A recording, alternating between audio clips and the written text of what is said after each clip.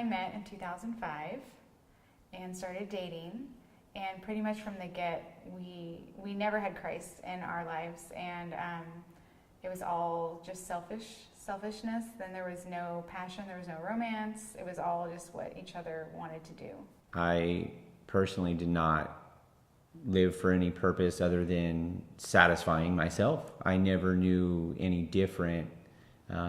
Everything I had ever seen or been told was you just kind of take care of yourself. I withheld love from him. I didn't want to show him any affection. I didn't want to build him up with my words. I didn't want to tell him I loved him. I didn't want to tell him he looked great today. I didn't feel like he deserved any of that from me. And that even was in the bedroom, nothing. If I did something for him, I felt like he was like winning. It was almost like we were just two people that existed. But then when I wanted something, then I would expect that she would give it to me.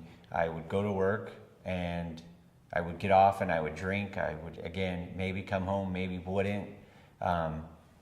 Financially, just blowing through our money and just living for myself like I was a complete train wreck. I had no idea how bad it was. I told he was taking prescription pain meds and he was addicted to them.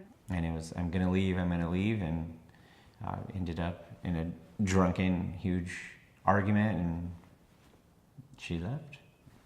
Sorry. Yeah, it was scary. And the kids were home, and yeah, it had just like kept building and building, and I remember I was actually praying, and I remember saying, like, I just need a sign if I need to go or not. And then that night we got in a huge fight. I didn't even know what it was about, but yeah, I was scared. So yeah, I left at like 10 at night. We had been separated about 3 or 4 months, and I was invited to FBC in January by Sophia Dahl, and she noticed I didn't have my wedding ring on, and she just asked me. I said, yeah, we're done. I'm totally done. She's like, oh, you should just come to church with us. You should try our counseling department out. Like, you shouldn't get divorced. Here we are, like this couple that's like separated, like our life is in like complete chaos. Like I'm renting a room from somebody, like it's just, this is where our life is. And then the next week, it's like, yeah, we're rolling to CG. She starts in Moms by Grace the next week. Like, and CG was about marriage. Yeah. And I remember Sophia invited us to CG, and I remember coming home, and I lived with my parents. I remember going to my parents up into my room, and I remember just thinking, like, what am I doing?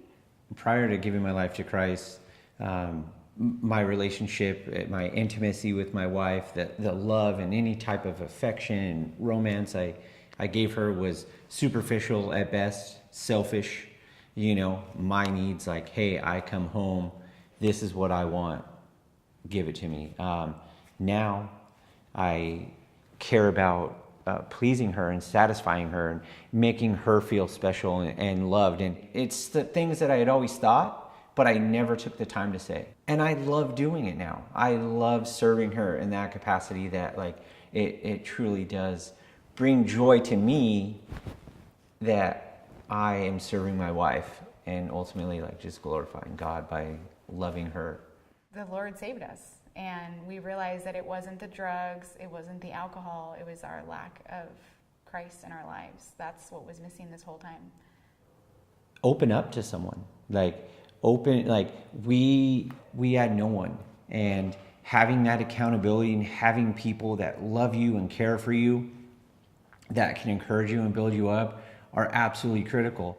If I had to give encouragement to someone who's feeling like their husband's not deserving of their love, or just to encourage them in their marriage, I would say that you need to grow your intimate relationship with the Lord. You need to fall in love with Him. You need to grow in your knowledge with Him and what He wants from you, and then you can start to love your husband the right way and show him that intimate love.